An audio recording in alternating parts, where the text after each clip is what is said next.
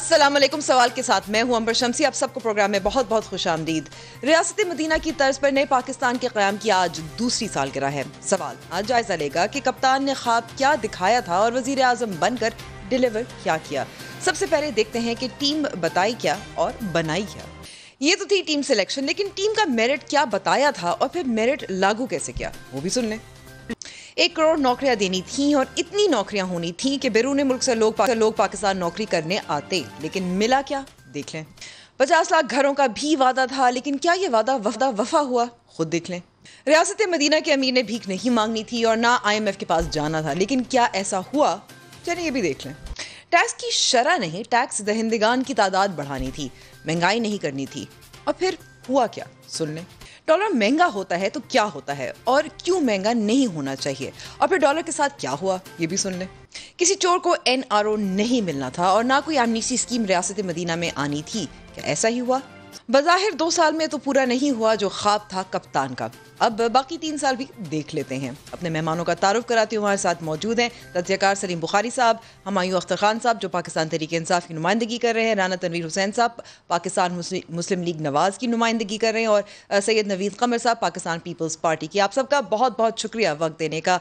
सलीम बुखारी साहब, मैं पहले आपसे शुरू करना चाहती हूँ, लेकिन क्योंकि हमने कुछ जो हुकूमत की कारकर्दगी है 2 सालों में, उसका तो हमने कुछ आपको जायज़ा, तो हमने अपना जायज़ा तो दिखा दिया। मैं इस वक्त आपसे शुरू करना चाहती हूँ अपोजिशन की कारकर्दगी के हवाले से भी, क्योंकि ज़ाहिर है वो भी मुंतखब होकर आए थे। बिलावल भुट्टो ज़रदारी साहब ने आज भी प्रेस कॉन्फ्रेंस की, अख्तर मेंगल साहब के साथ मुलाकात की, फ़ोन कॉल्स कर रहे हैं, मौलाना फजल रहमान के साथ मुलाकात भी की, और अब APC होगी ईद के बाद।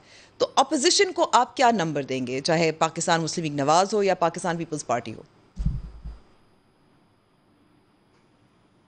आपका अंबर, आपने जो नक्शा पेश किया है उसके बाद मैं तो बिल्कुल डिसआर्म्ड हूँ। मेरे पास तो कहने के लिए कुछ नहीं है, इसलिए कि जो कॉम्प्रिहेंसिव इसीलिए आप ऑपोजिशन पे बात करिए है उसके बाद मैं इसीलिए कहना चाह रहा हूँ कि अच्छा किया आपने एक सवाल और करके मेरी जान उससे बचा दी, क्योंकि उसमें कुछ ऐड नहीं किया जा सकता। वो सब कुछ जो है सरफेस पे है। देखिए, जो अपोजिशन का जहाँ तक ताल्लुक है, 2 बड़ी पार्टीज़ हैं, पाकिस्तान मुस्लिम लीग नून है और पीपल्स पार्टी है।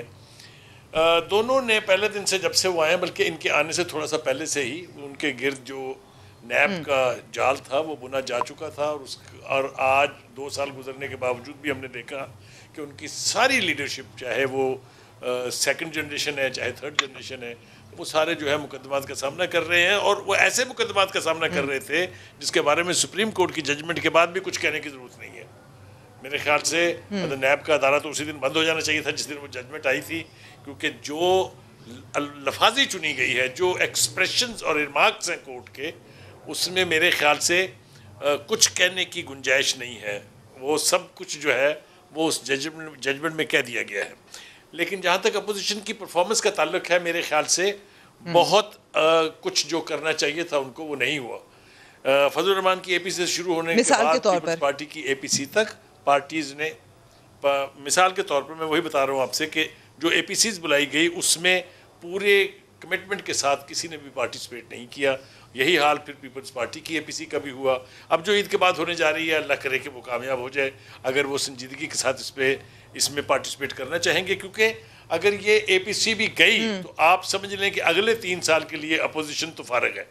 आई एम सॉरी टू से this, I hate saying this, लेकिन परफॉर्मेंस के एतबार से जो हमारे सामने मंजरनामा है उसमें अपोजिशन ने अब तक कोई इफेक्टिव रोल नहीं, और द वर्स्ट एग्जांपल इज जिस, यानी कि आपका कहना है ये जो APC है, ये जो अब इत्तेहाद बनाने की कोशिश करे एक दोबारा से, ये अपोजिशन की बका के लिए भी बहुत ज्यादा अहम है। इसके बाद आप समझ लें कि फारग हैं फिर। ये तो मैं बिल्कुल कमिटमेंट से कह रहा हूँ। और एक और यहाँ सवाल पैदा होता है कि आपका कहना है कि अपोजिशन जो है उनकी भी कारकर्दगी इतनी तसल्ली बख्श नहीं रही, तो क्या आप समझते हैं कि 2018 के इंतखाबात 2 साल गुजर गए, क्या जमहूरियत मजबूत हुई है?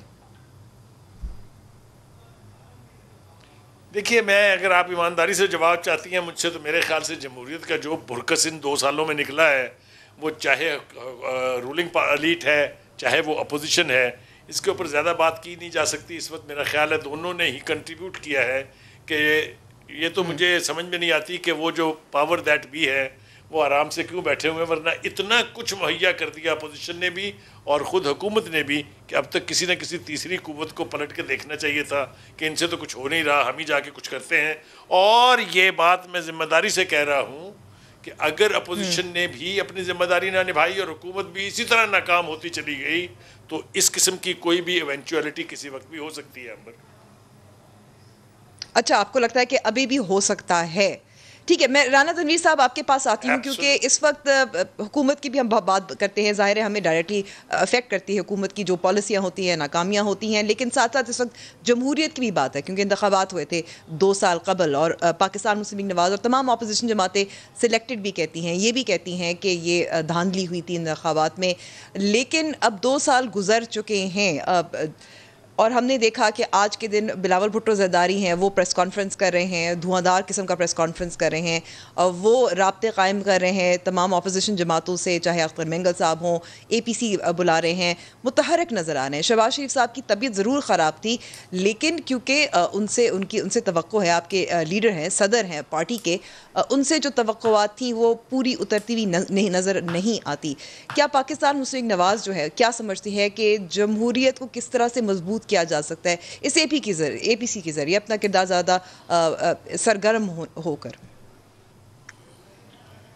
Thank you very much. मैं सबसे पहले तो जो आपने इंट्रो में कहा है कि मैं समझता हूँ कि मौजूदा हुकूमत का उसके मतलब तो हमारे उस पर कमेंट करना या कोई उसकी ज़रूरत नहीं रही। आपने तो हमसे भी ज़्यादा जो हमारे जहन में चीज़ें नहीं थी वो भी बड़ी तफसील से बता दी। और उस जो आपने एनालिसिस किया है या आपने उनके अपने जो लफ्ज़ दिए हैं उसके बाद तो कोई जवाब ही नहीं रहता ये हुकूमत रहे। अखलाकी तौर पे खुद ही इनको छोड़ देना चाहिए, क्योंकि मैं समझा जो अपने मैनिफेस्टो से, अपनी वादों से, अपने इस लेवल पे, ठीक है कि मैनिफेस्टो एक होता है उसमें आप 50%, 70%, 40% इम्प्लीमेंट चीज़ें करते हैं, लेकिन जहाँ आप रियासत मदीना का नाम लेके तौहीन करते हैं रियासत मदीना की, वहाँ पे आप अपने तमाम बातें जो उन्होंने की हैं उससे भी आगे जाके अपने मुल्क और 22 करोड़ आवाम की जो ज़िंदगी या उनकी पाकिस्तान की पोजीशन है उसको कमज़ोर से कमज़ोर दिन ब दिन कर रहे हैं 2 साल में, जो है वो आपके सामने है। अब रही बात अपोजिशन की कि उनका रोल क्या रहा है आप जमहूरियत को मजबूत करने में, तो मेरा ख्याल है कि अगर आप इसको देखेंगे जिस तरह बुखारी साहब ने कहा, मैं इत्तेफाक करता हूँ कि इलेक्शन से पहले, सिर्फ थोड़ा सा पहले नहीं बल्कि बहुत देर पहले, ये 2014 से 2014 से ये काम शुरू हुआ था जब धरना इमरान खान साहब ने दिया, तो उसके जो भी अलाकार थे या पीछे कुछ हाथ थे वो भी सबको पता है कि किस मकसद के लिए था, क्या था और किस तरफ बातें जा रही थी। वो हम अवॉइड करते रहे जमहूरियत के लिए। पीपल्स पार्टी ने या जिस तरह तमाम पॉलिटिकल पार्टीज जो पार्लियामेंट में थी उन्होंने जिस तरह एक प्लेटफॉर्म पे इकट्ठे होके जमहूरियत को आगे लेके जाने के लिए जैसा रोल अपना अदा किया, वो एक तारीखी रोल है पिछले 5 साल में। और उन तमाम तर चीज़ों में कभी इस्लामाबाद पे चढ़ाई और हम यही चाहते हैं राना तनवीर साहब, हम यही चाहते हैं कि अगर अपोजिशन जो हम बात कर रहे हैं कि जमहूरियत जो है कमज़ोर हुई है, तो फिर अपोजिशन की भी तो जिम्मेदारी है। जिस तरह से उस वक्त पाकिस्तान पीपल्स पार्टी अपोजिशन में थी, उन्होंने अपनी जिम्मेदारी निभाई। नहीं, मैं आपको सिर्फ थोड़ा सा बताना चाहता हूँ, मैं उस पर आ जाता हूँ कि जब ये गवर्नमेंट इलेक्शन हुए तो उस पर हमने फ़ौरन आके ये सोचा, जब फजलुर रहमान साहब का, मौलाना साहब का ये था कि हमें ओथ नहीं लेना चाहिए, लेकिन इसी डेमोक्रेसी को बचाने के लिए हमने ओथ लिया। बहुत बड़ी सेक्रीफाइस की। पता था ये इलेक्शन तारीख के बदतरीन इलेक्शन थे, जो भी है उसकी लंबी तफसील है, फिर आपके पास टाइम नहीं होता। तो हमने ओथ लिए। फिर हमने ये जाके कहा, जब इनॉग्रेशन सेशन हुआ तो उसमें ये बिलावल भुट्टो हो, जरदारी साहब हो, शहबाज साहब हो, सब ने कहा कि हम आपके साथ कोऑपरेट करने को तैयार हैं, आप आगे बढ़ें, अपना मैनिफेस्टो, अपने वादे जो हैं उनको इम्प्लीमेंट करें, तो हम पूरी अपने आपके साथ कोऑपरेट करेंगे, आप डिलीवर करें। तो वो भी एक स्टेप टूवर्ड्स था डेमोक्रेसी को कहीं सैबोटाज ना हो जाए। फिर इन्होंने धांधली पे जो कमेटी बनाई पार्लिमानी, उसका जो इन्होंने नशर किया उसमें भी हमने खामोशी की। हमारी ये सारी चीज़ों को माइनस लोग मिलाकी या कुछ भी समझ लें वो कर रहे हैं, लेकिन हमने एक डेमोक्रेसी को डीरेल होने से बचाने के लिए इतनी, लेकिन राना साहब इस खामोशी की फिर कीमत क्या रही? खामोशी की मैं फिर क्या आपको कीमत वाकई है? बता रहा हूँ कि हमने चीज आगे बढ़ते जो हमारे साथ इतना घेरा तंग किया हुआ है, लेकिन उसके बावजूद हमने उस हद तक नहीं गए कि ये डीरेल चीज हो जाए। वरना जवाब तो है, लेकिन जो बुखारी साहब बात कर रहे हैं उसको हम अवॉइड कर रहे हैं कि कोई खुदा न खास्ता हम सड़कों पे आ जाएं, जो कि हम आ सकते हैं। तो मेरा ख्याल है कि कुछ पोजीशन शायद कोई और हो। तो इलेक्शन हमारी ठीक कोशिश है। है कि इसको आगे ऐसा ऐसा बढ़ते हुए गो। ये फर्स्ट टाइम है डेमोक्रेसी का पाकिस्तान की हिस्ट्री में। ये फाशिस्ट गवर्नमेंट है, एक नलायक गवर्नमेंट है, एक टीम। आपने इतनी बातें की कि 200 बंदा होगा तो पता नहीं क्या हो जाएगा, मैं दोहराना नहीं चाहता, लेकिन बात यह है कि हम चाहते हैं कि इसको ऐसे ऐसे आगे लेके इलेक्शन तक पहुंचाया जाए, चाहे 6 महीने बाद हो, साल तक हो, 5 साल तो हो ही नहीं सकते। इस तरह नहीं चल सकते। गवर्नमेंट अपोजिशन घर भी बैठ जाए सारी, तो ये पाकिस्तान अगर वो सस्टेनेबल नहीं रहेगा, जब इसकी इकोनॉमी इतनी ज्यादा डूब जाएगी, इतनी ज्यादा पूरी हो जाएगी, जो आपने बातें सुनी है, हम भी फील्ड में है, रहते हैं पंजाब में, जो हाल है मैं आपको बता नहीं सकता कि हम ठीक है, इस पे भी मजीद बात करेंगे, क्योंकि जैसे मैंने कहा मैं अभी तो जी मैं चाहती हूँ कि कमर साहब को भी, नवीद कमर साहब को भी गुफ्तगू में शामिल किया जाए। समझे लोग के जी हम इसलिए आगे बढ़ रहे हैं और अब हम एपीसी करना चाहते हैं जो बड़ी एक मीनिंगफुल हो और रिजल्ट ओरिएंटेड हो। हम ऐसी पॉलिसी ये ना हो कि इस दफा जो हम करें उससे अवाम की जो होप है, जो पिछली एपीसी हुई जो पिछले साल जो नाकामियां देखने को आई थी ऑपोजिशन को, ऐसी ना हो। नवीद कमर साहब जी एक होप आ जाए। माजरत मैं आपको यहाँ रोकती हूँ, राना साहब आपके पास दोबारा वापस आऊंगी। नवीद कमर साहब, यहाँ जो आपसे मैं सवाल करना चाह रही हूँ कि बिलावल भुट्टो जरदारी साहब ने आज अख्तर मेंगल साहब के साथ भी मुलाकात की है। बात ये हो रही है कि क्या इस दफा हदफ जो सोच रही है पाकिस्तान पीपल्स पार्टी या कुछ अपोजिशन लीडर्स ने भी इसका इंदिया दिया है, क्या स्पीकर और डिप्टी स्पीकर है? हदफ तो हमेशा गवर्नमेंट होता है, इंडिविजुअल्स नहीं होते। इंडिविजुअल्स को तो जाहिर है ये सारे टैक्टिक जो है पार्लियामेंट्री टैक्टिक्स होते हैं कि इस वक्त कौन जो है इमीडिएट टारगेट पे आया जाए। अब डिप्टी स्पीकर की तो खैर बात हुई भी नहीं है, स्पीकर आपकी बात हुई है, लेकिन अल्टीमेटली देखिए ना परफॉर्मेंस किसका है, परफॉर्मेंस तो गवर्नमेंट का है ना। ये बातें इधर हुई -1 की, इमरान खान साहब ने की वगैरह वगैरह, पर at the end of the day the buck stops there कि जो गवर्नमेंट ऑफ द डे है उसकी परफॉर्मेंस इतनी हो गई है, एज यू योरसेल्फ एक्सप्लेन, कि समझ में नहीं आता कि फिर इससे और आगे क्या ये लोग कर सकते हैं। ये पहली गवर्नमेंट है जो मैंने देखा है जो किसी चीज की रिस्पॉन्सिबिलिटी लेने को तैयार नहीं, चाहे वो इकोनॉमी हो, जो भी हुआ, महंगाई, बेरोजगारी वगैरह वगैरह जो भी हुआ वो सब पिछड़ों ने किया, हमने कुछ भी नहीं किया। अच्छा भाई तुम क्यों आए हो फिर? और ये है कोविड है, कोविड खुद ही ठीक हो जाएगा, कोई मसला ही नहीं है। अब यू नेम इट, जो है कहाँ पे ये गवर्नमेंट जो है वो फ्रंट फुट पे जाके खेल रही है, मुझे समझ में नहीं आता। तो जाहिर है ऐसी हुकूमत सस्टेनेबल नहीं है ना। आप जब डेट इतना चढ़ा देंगे मुल्क पे कि अगर आप 5 साल रहे तो इस स्पीड से तो कंप्लीटली एक अनसस्टेनेबल इकोनॉमी हमारी हो जाएगी। सस्टेनेबल तो आपका जैसे दावा है नवीद कमर साहब के सस्टेनेबल नहीं है, और मैं ये नहीं कहूँगी हालात वाकई अच्छे नहीं हैं, लेकिन इस पे जो बार बार मिसाल के तौर पे शाहिद खान अब्बासी साहब का यही कहना है ना कि जब तक आप एक डायलॉग करेंगे, कौमी डायलॉग नहीं करेंगे और फिर उसके बाद इंतखाबात होंगे तो फिर ही हालात जो है बेहतर हो सकते हैं। हम चाहे जमहूरी एतबार से बात करें, चाहे हम गवर्नेंस के एतबार से बात करें, तो क्या ये इस पर भी पाकिस्तान पीपल्स पार्टी सोच रही है कि एक नेशनल डायलॉग होना चाहिए, मिड टर्म इलेक्शंस होने चाहिए, पहले आप स्पीकर पे को निशाना बनाएंगे?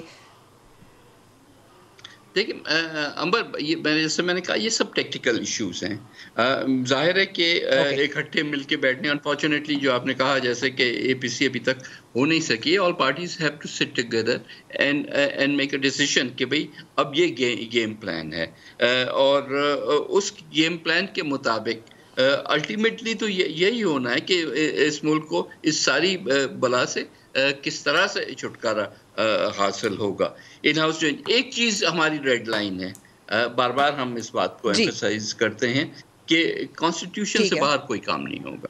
neither can we support it, nor will we allow anything to happen which will lead to such a thing. इसको छोड़ के बाकी सारे ऑप्शंस जो है विद इन द कॉन्स्टिट्यूशन मौजूद होते हैं. इन हाउस का भी होता है, जितने भी हैं, ये भी कोई गवर्नमेंट ऐसी कोई मजबूत नहीं बैठी हुई, ये भी कोलिशन पार्टनर्स पे डिपेंड करके बैठी हुई है. और कई इश्यूज ऐसे हैं जहां कोलिशन पार्टनर्स से इनके डिफरेंसेस आते हैं. सो इन हाउस चेंज से लेके बाहर से प्रेशर डालना, ये सारी चीज़ें जो हैं किसी भी मुल्क की पॉलिटिक्स का एक हिस्सा होती हैं, and they are very much part of a democratic system, और हमको ये सब परस्यू करनी चाहिए. हुमायूं अख्तर खान साहब, मुस्बत रिपोर्टिंग से शुरू करते हैं. हुकूमत के 2 साल में 3 आप जो समझते हैं कामयाबियां. जी, मैं 3 से ज़्यादा आपको बताऊंगा अंबर. आपने बड़ी तफसीली रिपोर्ट दी. हमने तो वादों की बात की थी, लेकिन मैं ज़रा ज़्यादा मैं जी मैं ये नहीं कह रहा कि इसकी बात की लेकिन मैं ओवरऑल मैक्रो पिक्चर की बात करूंगा कि हमें मिला क्या. हमें मिला मुल्क की तारीख का सबसे बड़ा करंट अकाउंट डेफिसिट, जिसका मतलब होता है कि मुल्क की तारीख की सबसे बड़ी डॉलर्स की कमी, जिसकी $20 बिलियन अमाउंट था. मुल्क की तारीख के सबसे हाईएस्ट कर्जे मिले. मसलसल हमें ओवर वैल्यूड रुपी मिला, जिसके बड़े डेवस्टेटिंग नतायज होते हैं इकोनॉमी पे, क्योंकि इम्पोर्ट्स और एक्सपोर्ट्स अनकम्पेरेटिव हो जाते हैं. इनको उस वक्त ना IMF आपसे बात करने को तैयार थी, ना वर्ल्ड बैंक, ना एशियन डेवलपमेंट बैंक, ना इस्लामिक डेवलपमेंट बैंक, ना एशियन इंफ्रास्ट्रक्चर बैंक. कोई इदारा आपसे बात करने को तैयार नहीं था. हमारे लिए उस वक्त बहुत ज़रूरी था कि हम इन इदारों से बात करें, और 7 दिन जिन दोस्त ममालिक से ताल्लुकात ख़राब थे, जो बात नहीं कर रहे थे, सऊदी अरेबिया, UAE, इनसे ताल्लुकात ठीक किए जाएं. ना सिर्फ वो ठीक हुआ, बल्कि हमारे दोस्त ममालिक ने हमारी भरपूर मदद की हमारी डॉलरों की कमी दूर करने के लिए. जो IMF प्रोग्राम होता है, 23 प्रोग्राम आपके आए हैं, 23 के 23 यही रेसिपी होती है, ना सिर्फ पाकिस्तान में, सारी दुनिया में. और उस रेसिपी के जो नतायज होते हैं, जिससे महंगाई बढ़ती है, जब आपका ओवर वैल्यूड रुपी सडनली नीचे गिराया जाता है, तो वो नतायज आपके सामने आए. लेकिन बाद में चंद इकोनॉमी एक स्टेबल ट्रैक पे आ रही थी. ये S&P ने कहा, ये फिच ने कहा, ये मूडीज ने कहा, कि ये तमाम MFIs ने कहा, ये IMF ने कहा, ये वर्ल्ड बैंक ने कहा, एशियन बैंक की इकोनॉमी बैक ऑन ट्रैक आ रही है. ये हमें मजबूरन करना पड़ा. पाकिस्तान की तारीख का सबसे बड़ा एहसास प्रोग्राम इस वक्त चल रहा है, जिसमें डेली वेजेस को, जिसमें इनफॉर्मल सेक्टर के वर्कर्स को, जिसमें किसानों को, जिसमें ताजरों को, जिसमें बेवाओं, यतीमों को, जिसमें औरतों को, जिसमें नौजवानों को भरपूर सपोर्ट मिली है. तकरीबन 230 बिलियन रुपए का ये इस वक्त प्रोग्राम है. इस वक्त कोरोना के बावजूद इस इंडस्ट्री का, लार्ज इंडस्ट्री का पैकेज आया है, SMEs का पैकेज आया है, किसानों का पैकेज आया है, ताजरों का पैकेज आया है. ये सारे के सारे पैकेज पाकिस्तान में आज से पहले नहीं आए थे. कोविड की बहुत तनकीद हुई है, लेकिन अब आपको पता चल रहा है कि पाकिस्तान की जो पॉलिसी थी वो दुनिया के कई ममालिक में आजमाई गई, और इस वक्त पाकिस्तान की, अल्लाह करे जारी रहे, कोविड की सिचुएशन बेहतर हो रही है. और हम तैयारी कर रहे हैं कि बड़ी ईद पे और मुहर्रमों में और रबीउल अव्वल में ये स्पाइक ना कर सके. तो पॉजिटिव पिक्चर तो आप इस पॉजिटिव एक चीज 2018 में, मगर एक सवाल, एक जो नुक्ता उठाया था नवीद कमर साहब ने एक नुक्ता उठाया था, और वो था जिम्मेदारी के हवाले से कि रिस्पॉन्सिबिलिटी नहीं ली जाती. उस पे भी आपसे मैं सवाल करूंगी हुमायूं साहब, इस छोटी सी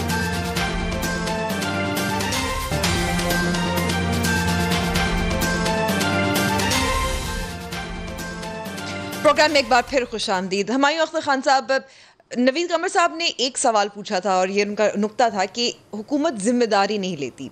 पहले साल तो सुनने में ठीक लगता है कि ये गुज़िश्ता हुकूमतों की वजह से सब कुछ है, लेकिन जब आप देखते हैं कि आटा चीनी रिपोर्ट्स भी आ जाती हैं लेकिन उनमें कीमतों में मुसलसल इजाफा भी रहता है। बार बार कहा जाता है कि जो ज़ख़ीरा कर रहे हैं आटा और चीनी उनको पकड़ा जाएगा, पकड़ धकड़ होगी और सब कुछ ठीक हो जाएगा। फिर भी हम देखते हैं कि अप्रैल से लेकर जुलाई तक कीमतों में मुसलसल इजाफा रहता है। तो फिर सवाल ये पैदा होता है कि जब आपके मंशूर में लिखा हुआ है कि आप गवर्नमेंट प्रोक्योरमेंट मिसाल के तौर पर उसमें भी इस्लाहात लाएंगे, नहीं हो पाता, तो फिर जिम्मेदारी तो तस्लीम तो करनी चाहिए, इतनी तो तस्लीम करनी चाहिए। मुझे 30 सेकंड दें, मैं आपको पहले ऑब्जर्वेशन दूंगा और उसके बाद मैं आपके सवाल का जवाब दूंगा। 2018 में पाकिस्तान की जमहूरी तारीख में एक बड़ा अहम वाक़या पेश है और वो ये वाक़या कि पाकिस्तान पीपल पार्टी जो 60 साल से सियासत कर रही है पाकिस्तान में और PMLN जो कि 40 साल से कर रही है, इनके मुकाबले में एक तीसरी कुव्वत उभरी, पूरे पाकिस्तान में उभरी और सबसे अहम कि पंजाब में उभरी। अब ये पार्टी आ गई है, इसका 30-31% एक वोट बैंक है और ये 30-31% वोट बैंक इतनी जल्दी ख़त्म नहीं हुआ करता। जब पार्टियाँ इक़्तिदार में आती हैं उनका जो वोट बैंक है वो हल्का सा कम होता है, लेकिन उसके बाद वो बरकरार रहता है।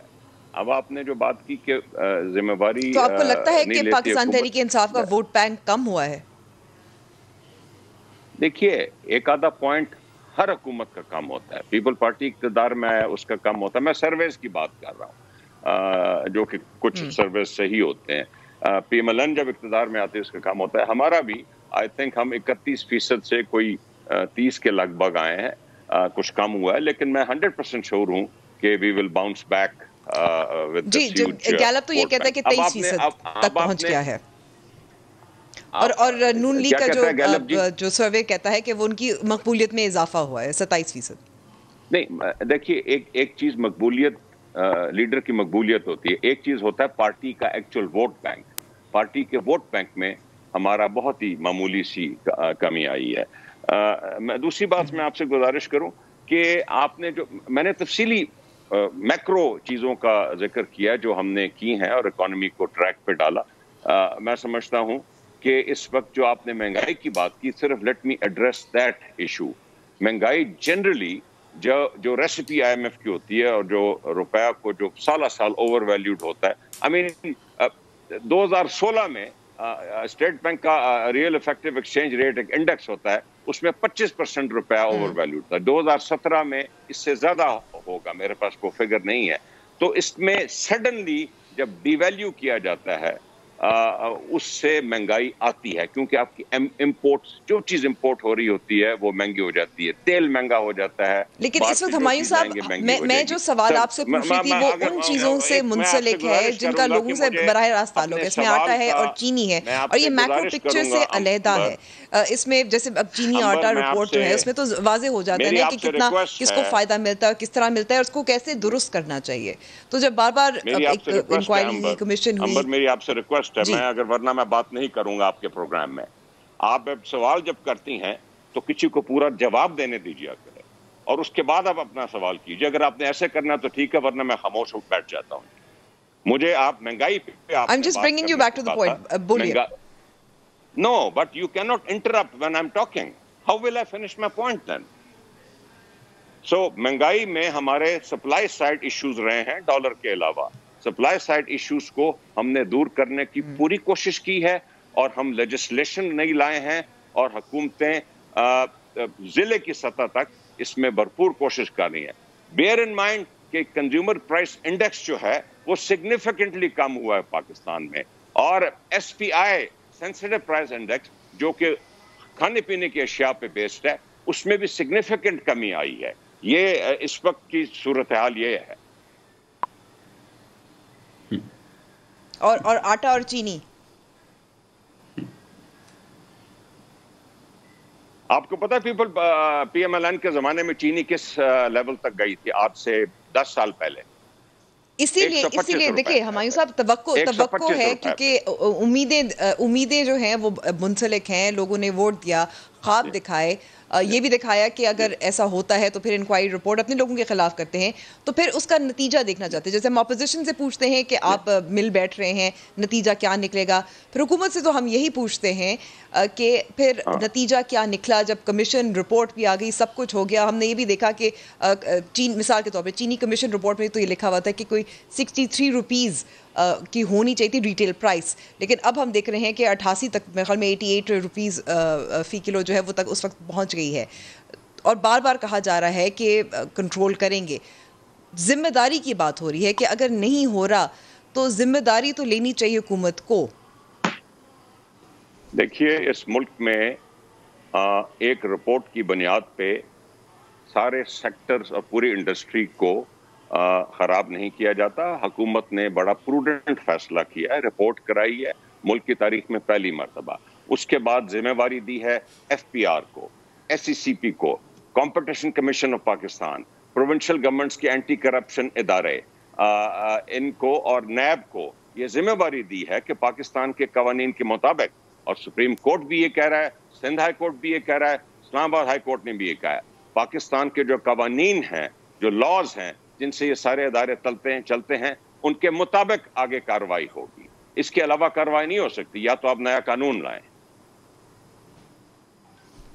ठीक है, आगे बढ़ते हैं क्योंकि एक और मामला है और ये तहरीक इंसाफ के लिए ज़ाहिर मंशूर में भी है, बहुत अहम है, और वो है अकाउंटेबिलिटी। और मंशूर में तो यही कहा जाता है कि जो अकाउंटेबिलिटी की एहतसाब होगा वो गैर जानिबदार होगा।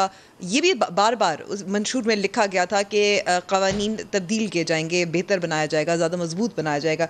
सलीम बुखारी साहब, सुप्रीम कोर्ट की ख्वाजा बिरादरान के ख़िलाफ़ जो केस था, बेल पिटिशन की जो फ़ैसला है, वो तो एक फ़ैसला है, और ये ज़रूर है कि एक चार्जशीट भी ज़रूर है NAB के हवाले से। अपोजिशन भी बार बार कह रही कि NAB को ख़त्म किया जाए या चेयरमैन को इस्तीफ़ा दे देना चाहिए।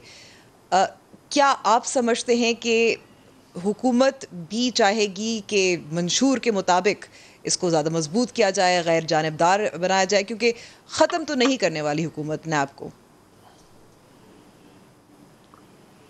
अंबर, पहली बात तो यह है कि हुमायूं अख्तर साहब हमारे बहुत ही हर दिल अजीज़ दोस्त भी हैं, लीडर भी हैं।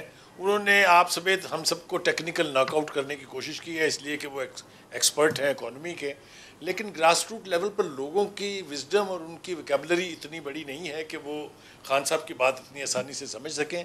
वो तो 2 + 2 4 करते हैं कि चीज़ें महंगी हैं पहले से या सस्ती हैं, हमारे मसले हल हुए हैं नहीं हुए हैं, महंगाई है या नहीं है, दाखिले मिल रहे हैं लोगों को नहीं मिल रहे, एजुकेशन ठीक है, हेल्थ ठीक है नहीं है। वो ब्रॉडली इन चीज़ों के ऊपर आम लोग जो हैं वो हुकूमतों की फेट डिसाइड करते हैं या उनके बारे में कोई राय काम करते हैं। बहरहाल ये खान साहब का मैं पहले से भी बहुत कायल हूँ और मुतासर हूँ उनकी वोकैबुलरी से। वो आज हम सबको बिछाड़ गए हैं एक तरीके से। नवीद कमर साहब चूँकि इक्वली अच्छे एक्सपर्ट हैं, वो शायद उनका जवाब देंगे। आपके सवाल की तरफ देखिए, जो जजमेंट हमने देखी है सुप्रीम कोर्ट की और जो उसकी लफाजी है, जो एक्सप्रेशंस हैं, जो रिमार्क्स हैं, उसके 2 नतीजे लॉजिकली होने चाहिए थे। एक तो चेयरमैन NAB को उसी वक्त रिज़ाइन कर देना चाहिए था, और हुकूमत को ये इंदिया देना चाहिए था कि सुप्रीम कोर्ट की जो हाईएस्ट एपिक कोर्ट है इस मुल्क की, उसके इस फैसले के बाद हम NAB को ख़त्म कर रहे हैं। दोनों ही चीज़ें नहीं हुई हैं और ना होनी है, लेकिन 2 बातें अपोजिशन की इतनी स्ट्रांग हो गई हैं अब कि इस अदारे के बारे में आगे आने वाले दिनों में क्या होने वाला है ये मैं प्रेडिक्ट करना नहीं चाहता। लेकिन इसे पॉलिटिकल आर्म ट्विस्टर कहा गया NAB को कहा लोगों की तजलील करते हैं, NAB को कहा इनके केसेस कमज़ोर तरीन होते हैं, इनके पास शवाहद नहीं। मुझे आप बताइए फिर बाकी है क्या उनके पास?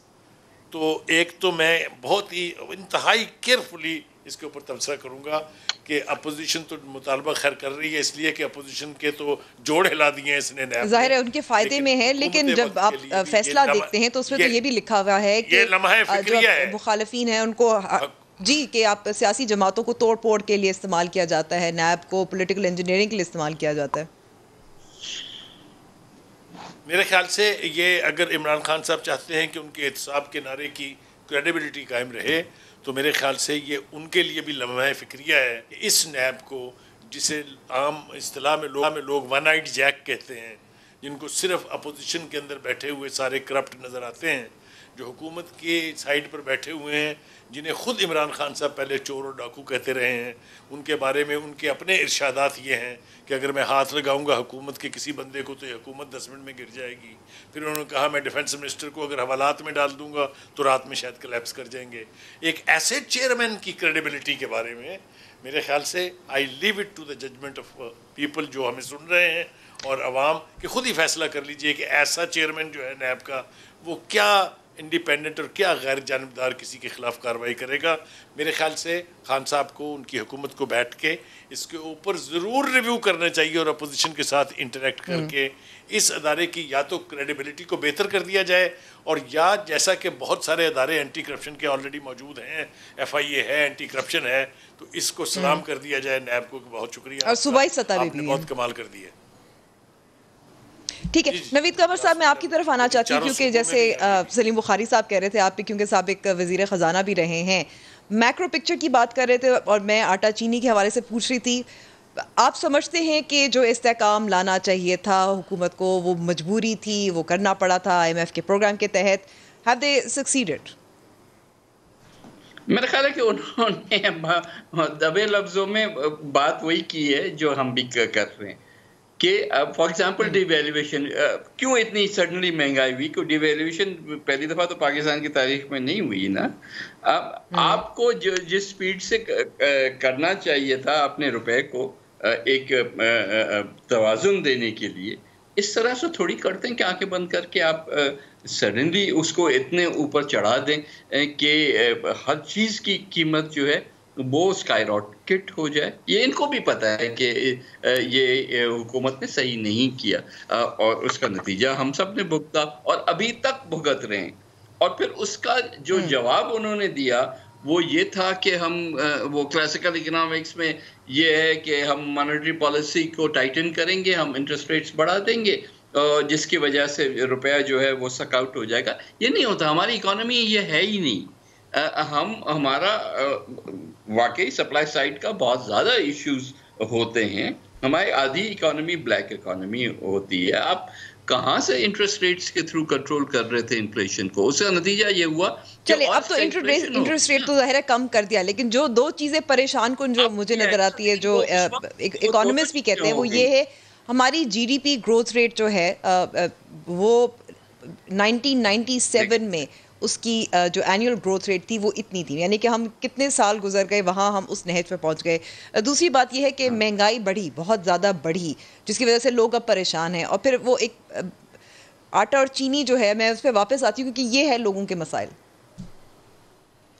बिल्कुल हैं और ये रहेंगे अनफॉर्चुनेटली। उसकी कोई सोल्यूशन जो है हम नहीं दे रहे अभी तक। ये नहीं होता कि आपके पास जो है वीट शॉर्टेज हो गई है तो आपने इंपोर्ट कर लिया और आप खुश हो गए कि सब मसला हल हो गया। ये तो एक सस्टेनेबल आपको प्रोग्राम चाहिए। आपने फिर अपने फार्मर को इंसेंटिवाइज करना है, आपने अपनी प्रोडक्शन को बढ़ाना है, देखना है कि कहाँ पे वहाँ बॉटलनेक्स हैं। आपने साइलोस क्रिएट करने, स्टोरेजेस क्रिएट करने, ताकि आप एक साल से दूसरे साल में कैरी ओवर करें अपने वीट स्टॉक को, ताकि आपके पास शॉर्टेजेस ना रहें और दोबारा से आपको गंदम इंपोर्ट ना करना पड़े, दोबारा से सब्सिडी ना देनी पड़े। Import is not the solution.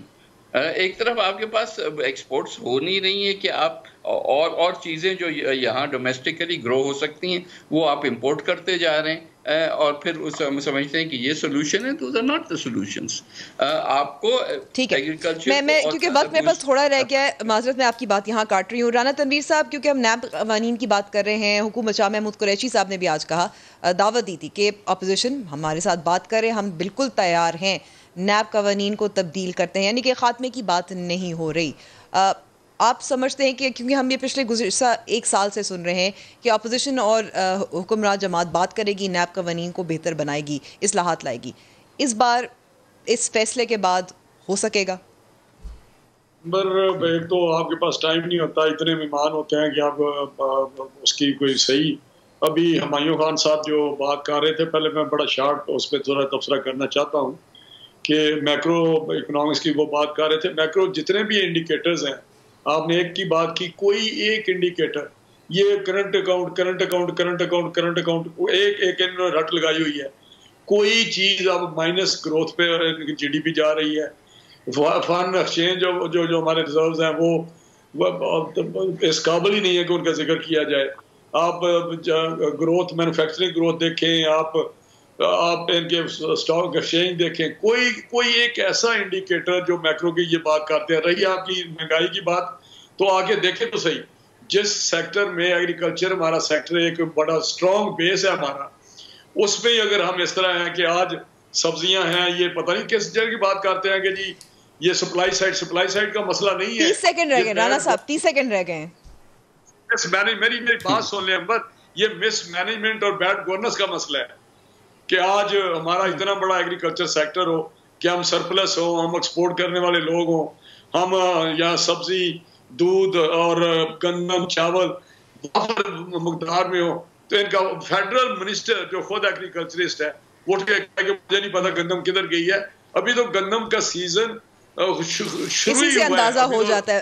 अब वक्त मेरे पास खत्म हो गया है। राना तनवीर साहब बहुत बहुत शुक्रिया, हुमायूं अख्तर खान साहब, सलीम बुखारी साहब और सैयद नवीद कमर साहब। प्रोग्राम का वक्त यहाँ खत्म हुआ है। जरूर हमें फीडबैक दीजिएगा हमारे फेसबुक पेज और ट्विटर हैंडल पे। अब होगी कल मुलाकात। खुदा हाफिज।